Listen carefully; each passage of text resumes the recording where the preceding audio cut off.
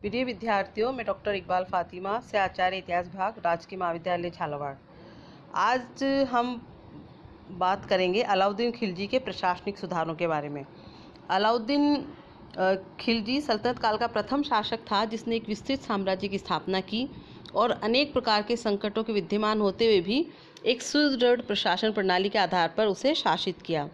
और ये इसलिए संभव हो सका क्योंकि उसमें एक महान विजेता, एक महान प्रशासक तथा एक महान संगठनकर्ता के गुणों का सम्मिश्रण था। अतः उसकी उपलब्धियां प्रशासन के क्षेत्र में उतनी ही महत्वपूर्ण हैं जितनी कि अन्य क्षेत्रों में।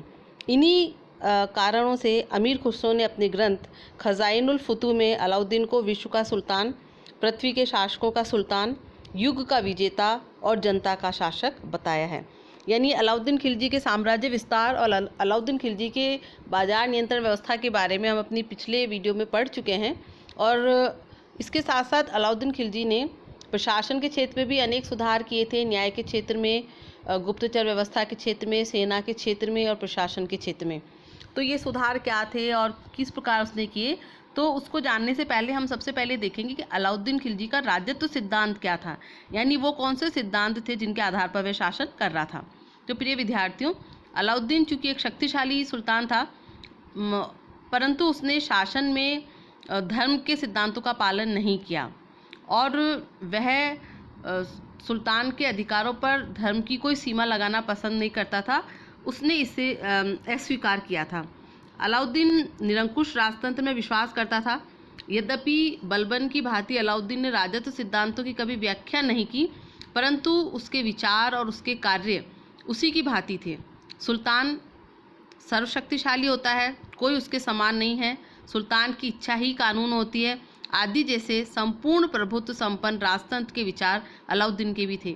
इसी कारण अलाउद्दीन स्वेच्छाचारी और निरंकुश सुल्तान था। उसके वजीर, सेनापति, सरदार, शासनाधिकारी आदि सभी व्यक्ति उसके कर्मचारी थे और उनमें से कोई व्यक्ति उसे सलाह देने का साहस नहीं करता था। दिल्ली का कोतवाल अलाउल मुल्क ही एकमात्र ऐसा व्यक्ति था जिससे अलाउद्दीन ने शासन के विषय में सलाह ली अथवा जो उसे सलाह देने का साहस कर सका। अलाउद्दीन में एक निरंकुश शासक बनने की क्षमता थी। उसमें मौलिक विचारों को जन्म देने की क्षमता, उनको कार्य रूप में परिणत करने का निश्चय और उनके परिणामों को भुगतने का साहस था।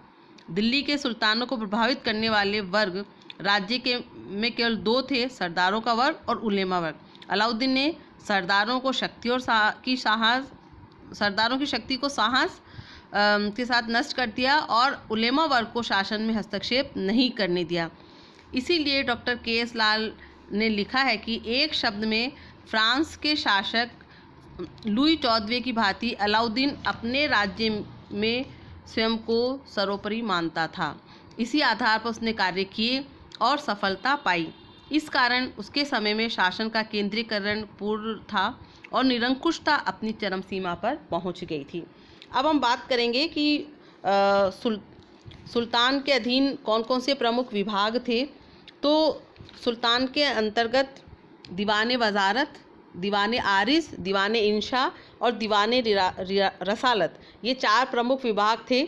और अलाउद्दीन ने दीवाने रियासत नाम से एक नया विभाग बनाया था जो बाजार नियंत्रण प्रणाली से संबंधित था और बाजार और व्यापारियों पर नियंत्रण रखता था। अलाउद्दीन ने अपने जो सरदार थे उनको पूरी तरह अपने अधीन रखा, क्योंकि उसने जो काजी मुगिजुद्दीन था उससे पूछा था कि राज्य में होने वाले विद्रोह के क्या कारण हैं, और उसने चार कारण उसको बताए थे, जिसमें पहला था अमीरों के पास धन का संग्रह होना, दूसरा था अमीरों के द्वारा परस्पर मद्यपान गोष्ठियों का आयोजन करना, तीसरा अमीरों के मध्य परस्पर वैवाहिक संबंधों की स्थापना और चौथा सुल्तान को जनता की मनोवृत्ति की जानकारी न होना। अमीरों के पास धन इकट्ठा होने का सबसे बड़ा कारण ये था कि उन्हें इक्ताओं में प्रशासनिक, सैन्य एवं राजस्व संग्रहण का दायित्व दिया गया था। कानून ये भी था कि इक्तादार अपनी सेना का गठन करें, उन्हें वेतन दें एवं समय समय पर इस सेना का निरीक्षण केंद्रीय विभाग के द्वारा करवाता रहे।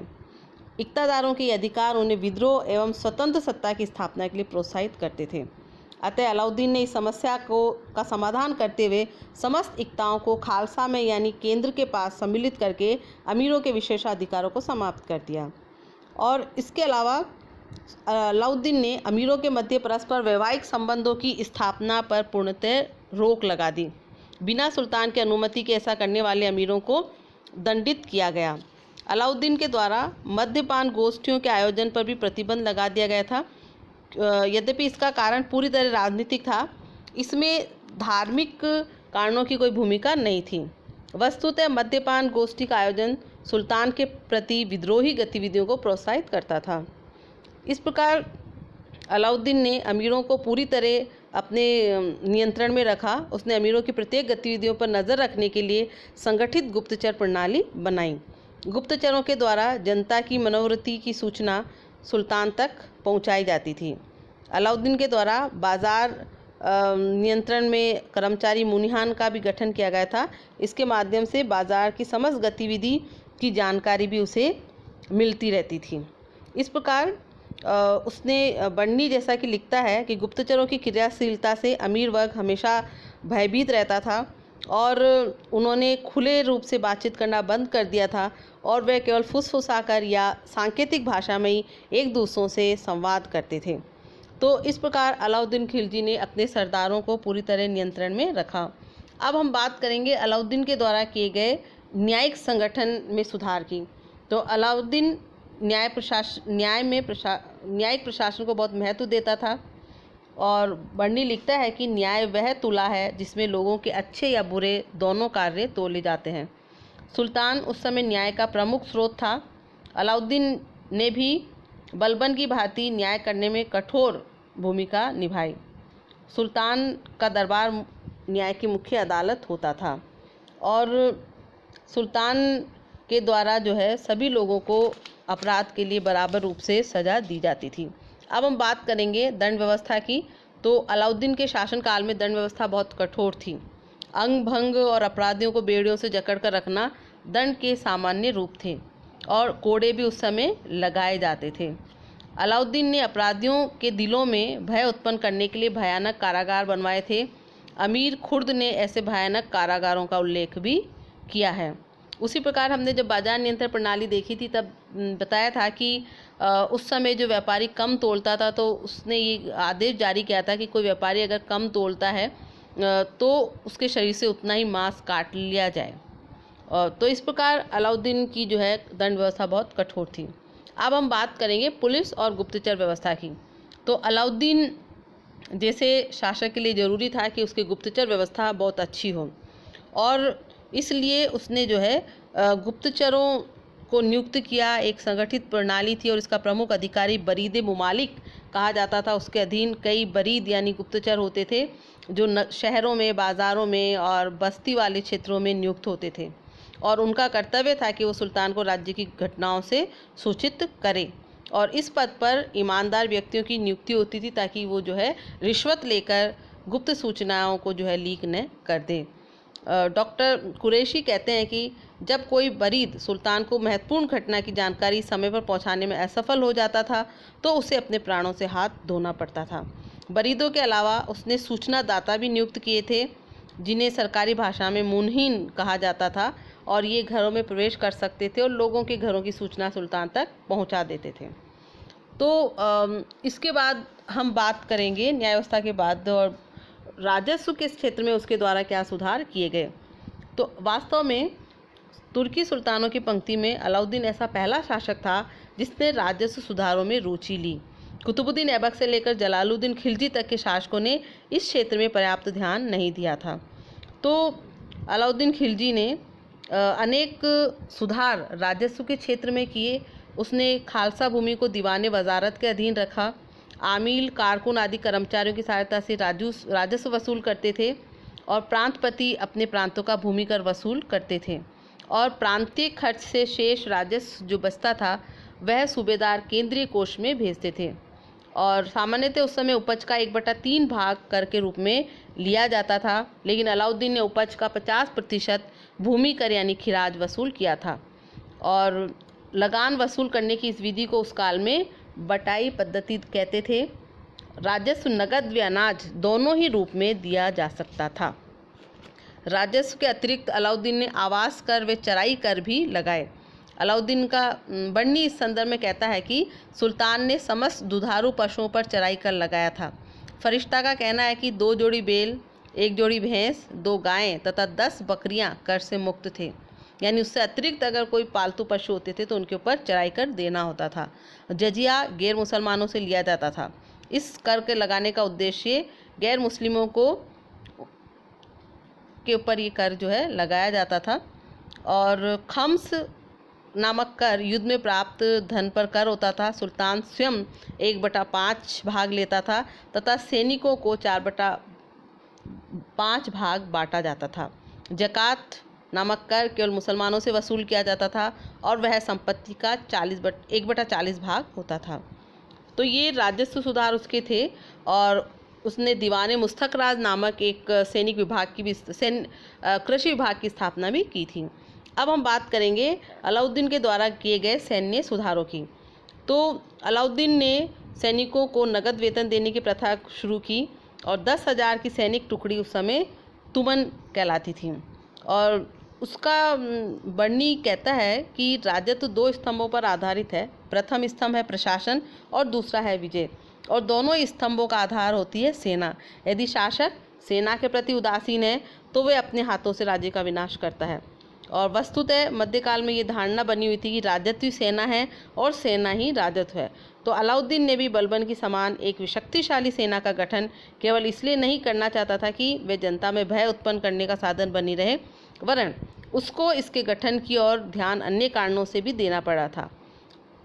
पहला तो ये थे कि उसने राज्य अपने चाचा से छीना था, तो वे राज्य का अपहरण करता था। दूसरा, वह साम्राज्यवादी था।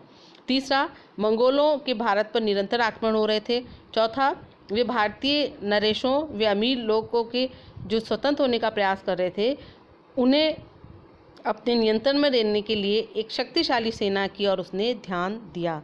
और उसके लिए उसने विभिन्न कार्य किए, जैसे उसने जो है दुर्ग निर्माण की ओर ध्यान दिया। जो किले अब जर्जर हो चुके थे उनकी मरम्मत करवाई, और साथ ही दुर्गों के चारों ओर कांटेदार वृक्ष तथा झाड़ियाँ दूर दूर तक लगवा दी ताकि शत्रु के अश्वारोही तीव्र गति से दुर्ग की ओर न बढ़ सके। इसके साथ साथ उसने किलों पर शक्तिशाली सेना नायकों को, अनुभवी सेना नायकों की नियुक्ति की। इन सेना नायकों को उस समय कोतवाल कहा जाता था। और किलों को हमेशा खाद्य सामग्री व सामरिक हथियारों से, उपकरणों से भरा के रखा जाता था। अलाउद्दीन ने स्थायी सेना के गठन की ओर भी ध्यान दिया। सैनिक कई प्रकार के होते थे, जिसमें प्रथम सुल्तान के अंगरक्षक, जिन्हें जहादार कहा जाता था, इन पर सुल्तान का सीधा प्रभाव होता था। दूसरे स्थायी सैनिक होते थे और इनका वेतन केंद्रीय कोष से दिया जाता था। तीसरे सैनिक वे होते थे जिनकी नियुक्ति प्रांतपति द्वारा की जाती थी तथा युद्ध के समय वे सुल्तान की सेवा में भेजे जाते थे। चौथे सैनिक वे होते थे जो युद्ध के समय भर्ती किए जाते थे तथा युद्ध के समाप्त होने के बाद उन्हें पद से हटा दिया जाता था। तो अलाउद्दीन ने जो है सेना को पूरी तरह सुसज्जित रखा। उसकी सेना के बारे में कहा जाता है कि काफ़ी लंबी चौड़ी सेना उसके पास थी और सैनिकों की पूरी नामावली जो है रखी जाती थी। दीवाने आरिस को ये रखना होता था। और उसकी सेना में घुड़सवार और पैदल मुख्य सैनिक थे, और लेकिन युद्ध के समय हाथियों का प्रयोग भी किया जाता था। अलाउद्दीन ने जो है सेना में भ्रष्टाचार को समाप्त करने के लिए घोड़ों को दागने की प्रथा शुरू की। यानी अगर सैनिक निरीक्षण के समय अपने घुड़सवारों के साथ दूसरे घुड़सवारों की गिनती करा दें तो इस चीज़ को रोकने के लिए घोड़ों के ऊपर, उनके पुट्ठे पर एक निशान लगाया जाता था ताकि उनकी गणना वापस दूसरा सैनिक न करवा सके। साथ ही सैनिकों की संख्या को सही बनाए रखने के लिए सैनिकों का हुलिया रखने की प्रथा शुरू की। यानी घोड़ों को दागने और सैनिकों का हुलिया रखने की शुरुआत अलाउद्दीन के द्वारा सर्वप्रथम की गई। अलाउद्दीन ने सैनिकों को नगद वेतन दिया था और साथ ही ये कहा जाता है कि उनको जो है खाद्य सामग्री सस्ते दामों पर उपलब्ध कराई जाती थी ताकि वो कम समय में जो है कम वेतन में भी काम कर सकें। इस प्रकार हम देखते हैं कि अलाउद्दीन खिलजी ने प्रशासन के क्षेत्र में अनेक सुधार किए और एक विशाल साम्राज्य का निर्माण भी उसके द्वारा किया गया। धन्यवाद।